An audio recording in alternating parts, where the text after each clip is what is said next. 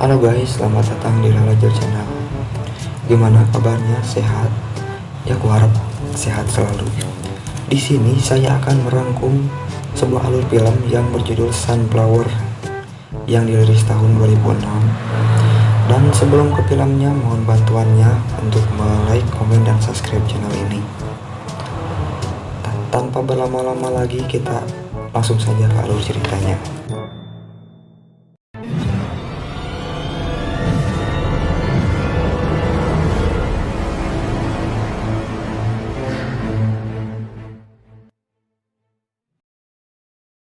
Di awal cerita, kita diperlihatkan seorang pemuda yang sedang menaiki kereta.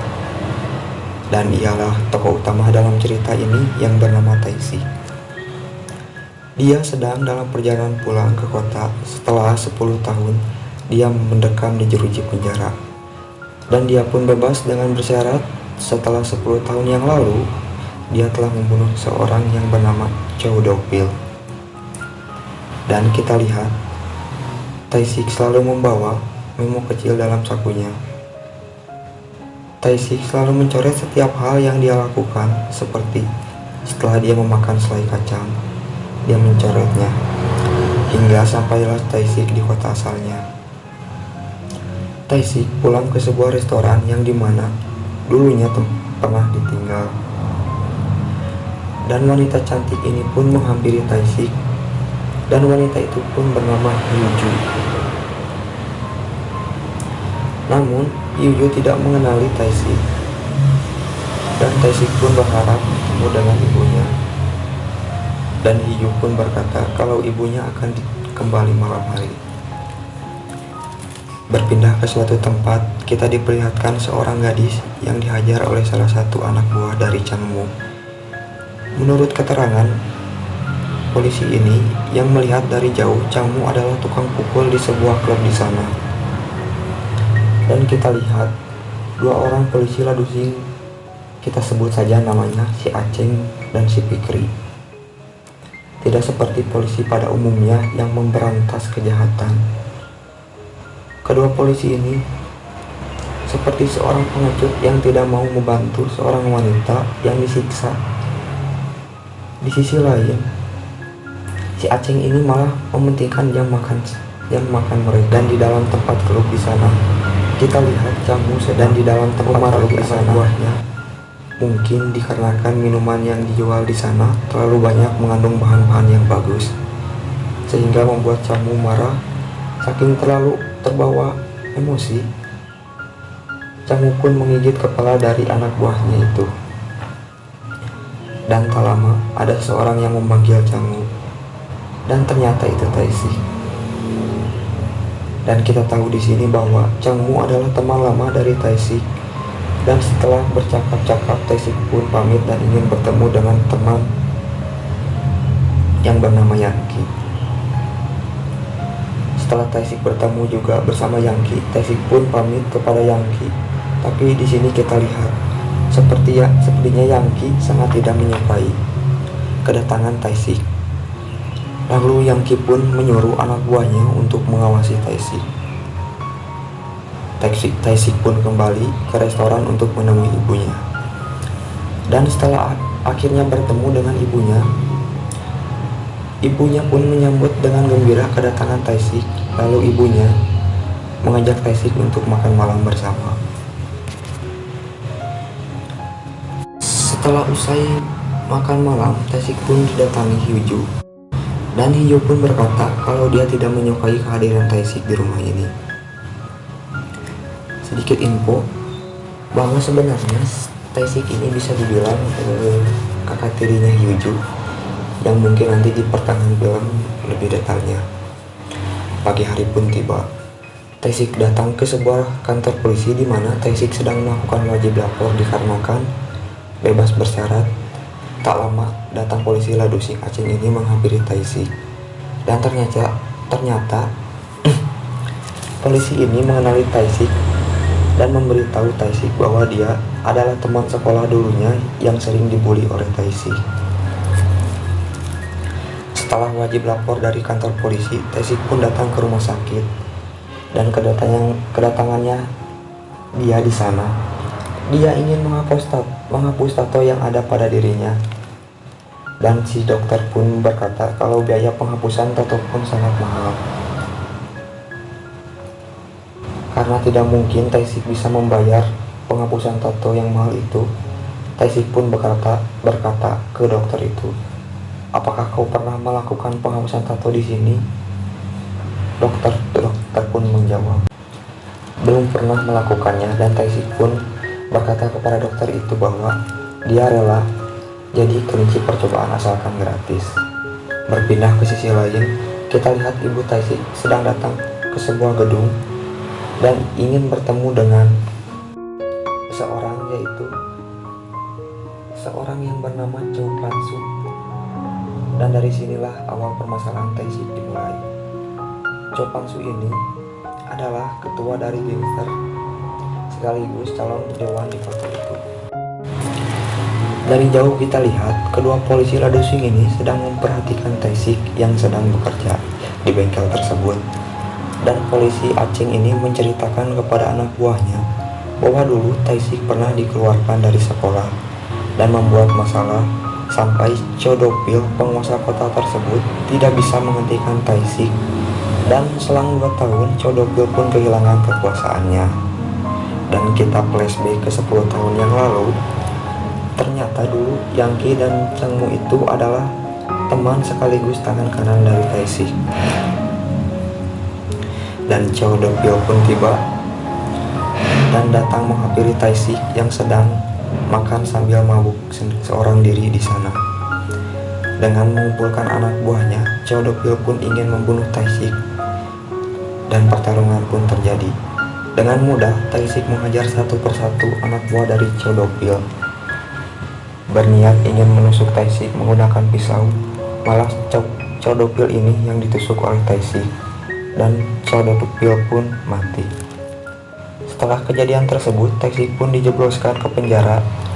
Tersisa Changmu dan Yangki, di mana alih-alih kekuasaan kota tersebut hampir ia kuasai.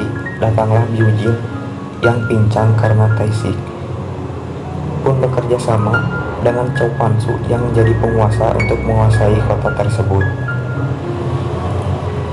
Dan Yangki berserta Changmu pun terpaksa bergabung dengan Chow Pan-su. Dan di sebuah klub hiburan yang bernama Oracle, kita lihat Chow Pan-su bersama anak buahnya Yangki, Changmu dan Byujin sedang merayakan atas terpilihnya Chow Pan-su sebagai dewan di kota itu. Di tengah asiknya suasana minum-minum di sana, Chow Pan-su pun membicarakan bagaimana tanah restoran Sunflower yang kini masih ada restoran Yuna Sunflower, yang dimana dia akan membuat mall di sana. Karena Yangki tahu dan tidak bisa membereskannya, dan dengan pedenya Changmu pun berkata kepada Chow Pan-su kalau dia bisa membereskannya dengan mudah. Pagi hari pun tiba, Changmu beserta anak buahnya datang ke restoran. Dan Changmu pun menyuruh anak buahnya untuk menghancurkan isi restoran itu. Dan saat anak buahnya dengan asik membuat kekacauan, Changmu pun kaget setelah melihat ada Taishik di dalam restoran tersebut dan menyuruh anak buahnya untuk berhenti. Taishik pun menanyakan kepada Changmu apakah ini anak buahnya, dan tanpa berpikir panjang Taishik pun mencekik Changmu hingga Changmu pun kesakitan dan memberitahu Changmu bahwa ini restoran ibunya. Untungnya Nyonya Sunflower berteriak dan menyuruh Taishik untuk berhenti, dan Taishik pun berhenti dan menyuruh Changmu untuk pergi. Di sisi lain, Chow Pan-su pun terlihat kesal kepada Yangki dan Changmu karena tidak bisa membereskan restoran Sunflower dan tidak memberitahu kedatangan Taishik yang sudah bebas dari penjara. Malam hari pun tiba. Taishik pun menghampiri ibunya dan memberinya hadiah dari gaji pertamanya bekerja. Karena pertama kalinya Taishik memberi hadiah kepada seseorang, dia tidak tahu kalau ibunya menyukainya atau tidak. Dan dengan perasaan terharu, ibunya pun menerima sambil meneteskan air mata, dan Taishik pun memeluk ibunya. Dan ternyata tidak hanya ibunya, Tae-sik pun memberikan hadiah juga pada adiknya Hyuju, sebuah kamera. Di pagi hari kita lihat keadaan Tae-sik dan Hyuju kini membaik. Mungkin Hyuju kini sedikit bisa menganggap Tae-sik sebagai kakaknya. Dan di saat Tae-sik belajar bersama Hyuju, Hyuju pun tak sengaja melihat memo kecil milik Tae-sik. Dan Hyuju pun langsung mengambilnya dan membaca isi dari memo tersebut. Dan setelah usai membaca, Hyuju pun mencoret salah satu aktivitas yang belum pernah Tae-sik lakukan. Hyuju pun memberikan kembali memo tersebut kepada Tae-sik. Pada saat Tae-sik membuka dan melihat apa yang telah dicoret Hyuju, Tae-sik pun tersenyum sedikit, tertawa bahagia karena melihat Hyuju mencoret hal yang belum dilakukan oleh Tae-sik, yaitu piknik bersama.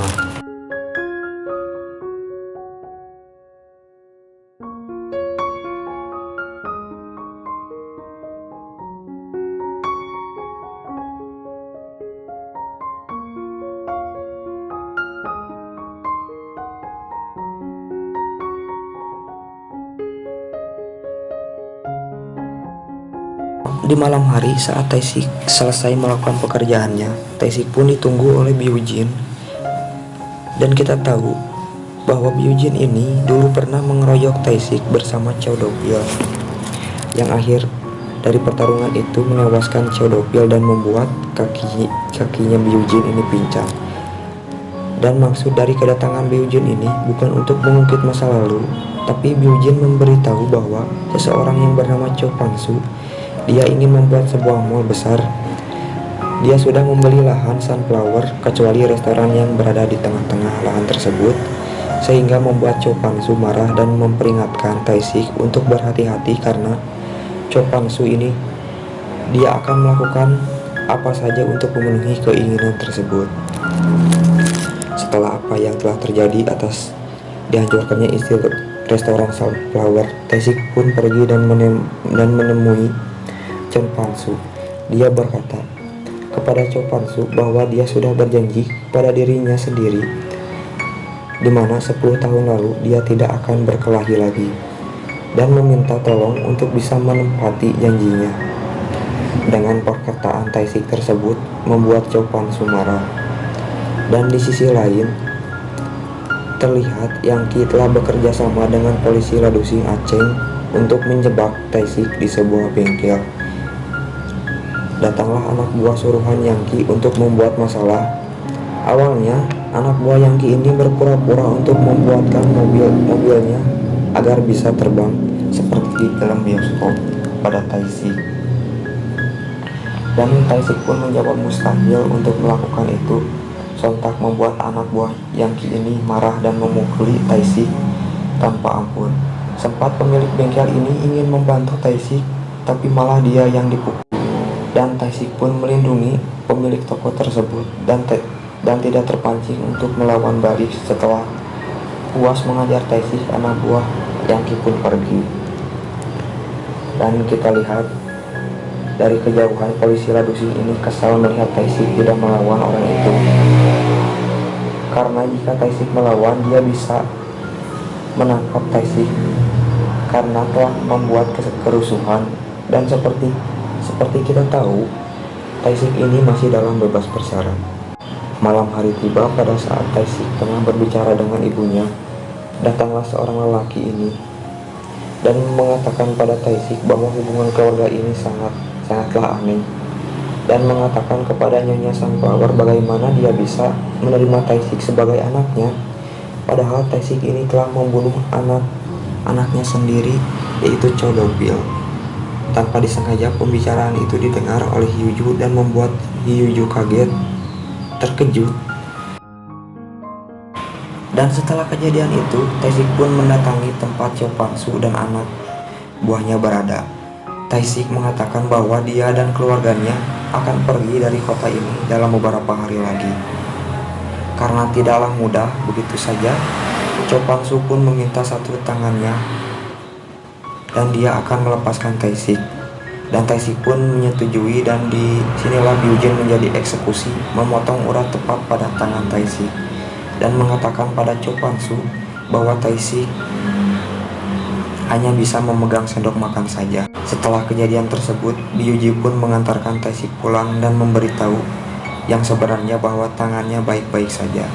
Dan anggaplah itu hadiah dari Byujin bahwa Taisik harus hidup lebih baik lagi di luar sana.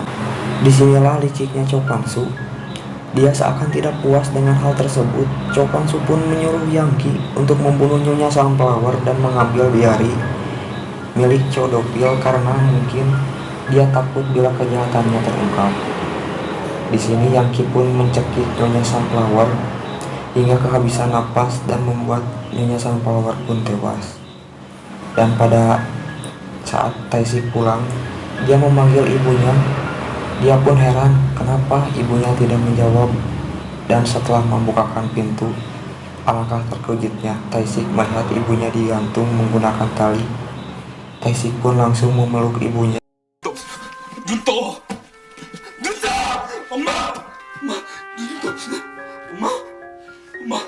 Setelah kejadian tersebut, Taisik pun sangat terpukul, dan Taisik pun mabuk minum-minum dan menangis lagi.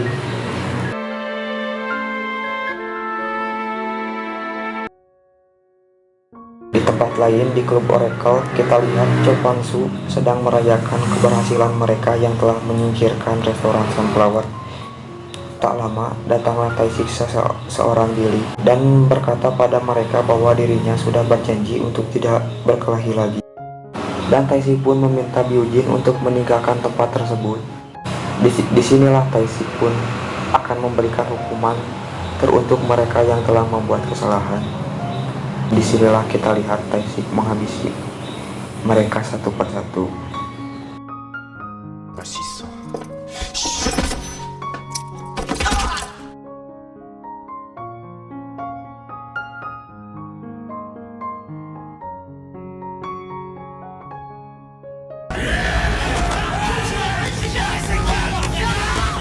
Changmu dan Yang Ki pun tewas di akhir pertarungan. Taisik pun mendatangi Cho Kwan-soo dan memukulnya tepat di bagian kepala. Taisik pun duduk di tengah kobaran api dan terdiam sambil mengingat kenangan bersama ibu dan adiknya. Dan sebelumnya Taisik pun tertusuk di bagian perut, dan akhirnya Taisik pun meninggal seketika di tempat itu. Dan berakhirlah alur cerita ini. Ya gimana guys, alur ceritanya cukup pabelit dengan penyampaiannya yang masih pemula lah.